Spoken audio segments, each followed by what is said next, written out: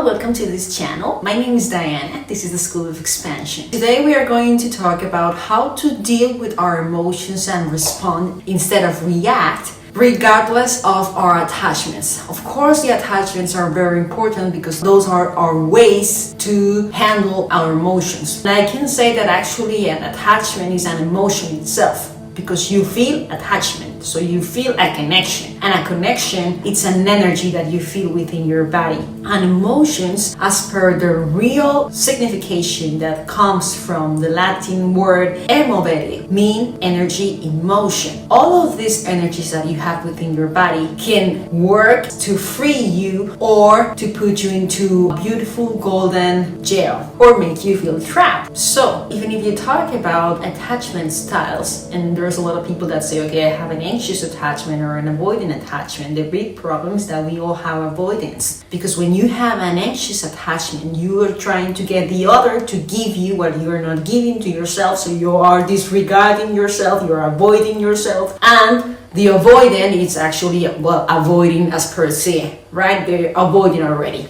So when we take a deeper look at our emotional bodies and start to understand how it works, from 2 to 9 months, we were into our mother's womb, right? So we were technically one being because we were feeding from her. We felt all of her emotions. I mean, she was regulated per her hormones. So we felt her hormonal system. We felt her emotions. We felt everything from her.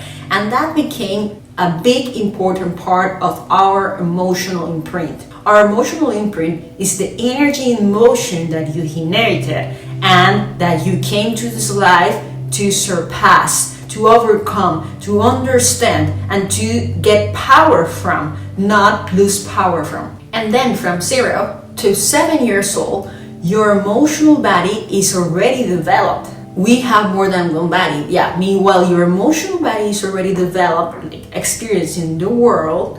Your mental body, your cognition is only developing from 6 years old to 14 years old. So it's not a coincidence that when we go to first school, when we go to primary school, we're around 5 to 6 to 7 years old, depending like how the world has changed. So of course, from 0 to 7 years old, all the things that you felt because you were just a tiny boy, girl who was trying to survive, develop this specific behavior that you thought, because your whole mental body wasn't already developed, that you had to act in different ways in order to get the attention, in order to be able to exist, which is our first and primal wound.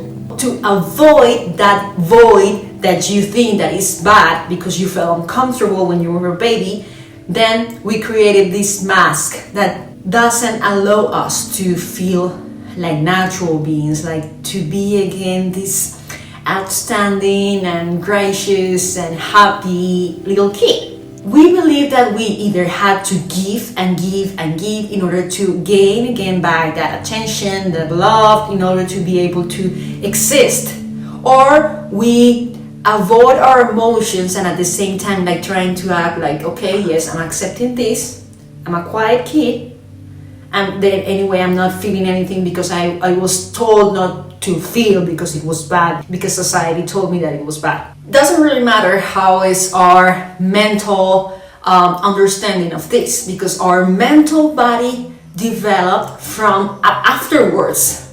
There's a lot of things that we don't remember, and our emotional body is still acting for us. Our emotional body is our unconscious. So why do you keep repeating the same cycles and repeating like attracting the same people or having the same experiences at work and so on? Because those represent the energy that you have within and you are avoiding. You haven't still been able to accept that you have within, and you have to feel that we don't have.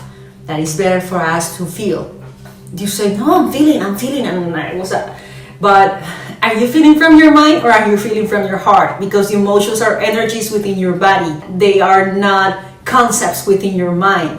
We were told by this society that we think, therefore we exist, but actually we're existing before we even had the possibility to think. So we're doing it afterwards. You are not allowing your body to connect and to communicate with your heart. So your heart has been alone a whole time. And then that's why we say our inner child, it's like crazy, asking us for attention, asking us for us to give them what we are asking for other people outside, whatever we are experiencing. How life works in this matter. It's not that the other people don't do things to you, but whatever the other person has done to you, the person that has felt and had an interpretation about that experience was you. So when I say I love you, the one that is loving is me. When I say I love you and I felt rejection, I'm not feeling love, I'm feeling rejection.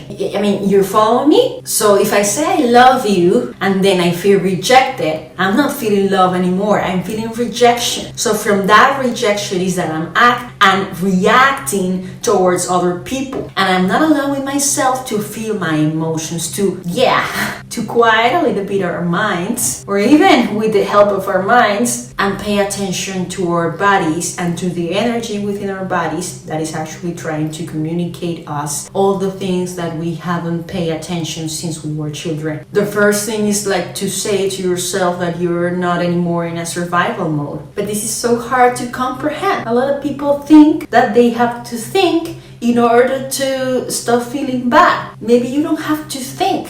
Maybe you have to feel. And feeling is not a thought. Feeling is an experience. And we are spiritual beings living an experience. So you don't allow yourself to love because you're thinking love. Or you're saying that you love because of a thought or a conception about love instead of allowing yourself to love. But anyway, let's say that you have an anxious attachment style or an avoidant attachment style, or maybe the disorganized style. The thing is that we are avoiding ourselves. And this is not so much about saying that, okay, this is my wounded inner child and I acted from my wounded inner child, because that is also being so irresponsible about you being an adult already. How are you going to communicate with your inner part, which is not here anymore? I mean, are you living in the past? Like, we are not in the back to the future. We are in the real life, in the present moment right now. The work with the inner child means understanding that I'm in the present moment, giving myself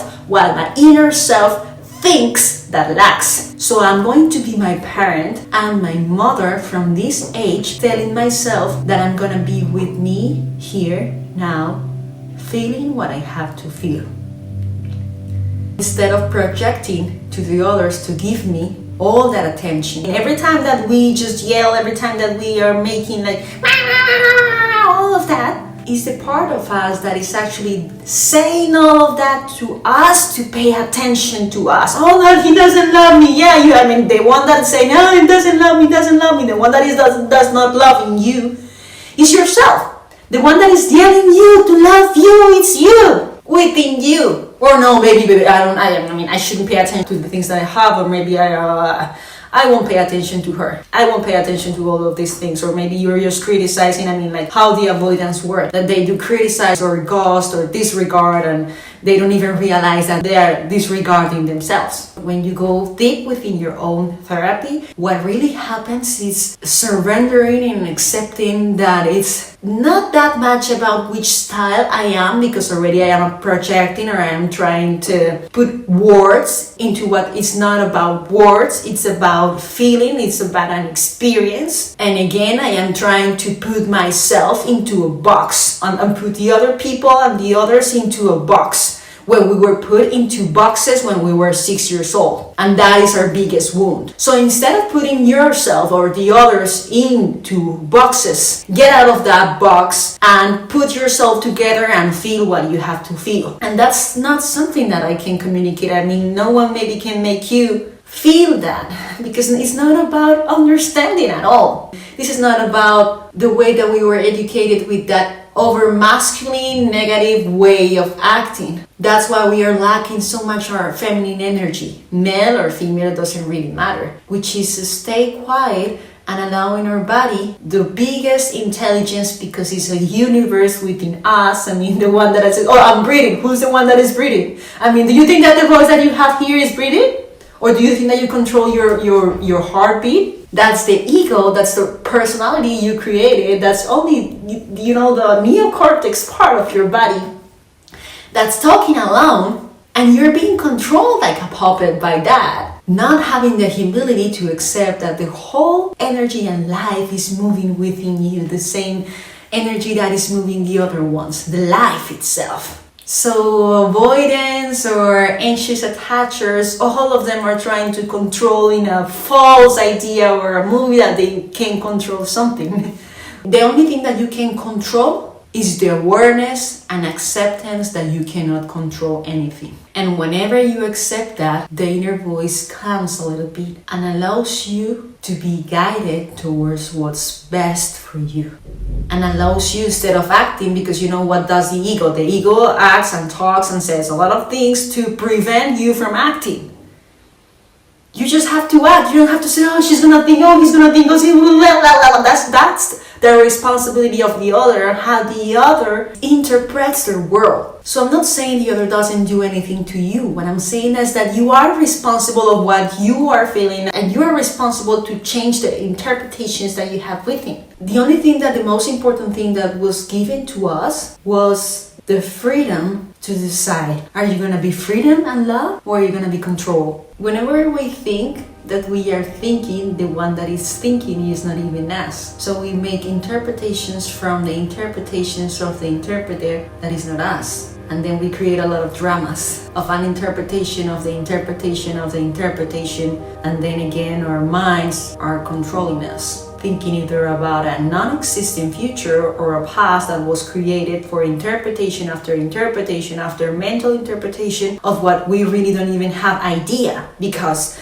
the mental body takes memories which are creations of the mental body. The only thing that we have right now is the present moment. Whenever you are in love, you are in freedom. I think the best thing to start living a life that is regaining its freedom is by giving our chance ourselves to be free from what we think we should think, and from even what we are thinking instead of living. All the pain is actually, since it's an emotion, since it's an energy in motion, how you change the energies in motions within you by acknowledging them, like 20%. So it's when you go to the therapist and you say, I have this and I feel this, but you are saying that you feel this, you're not feeling it.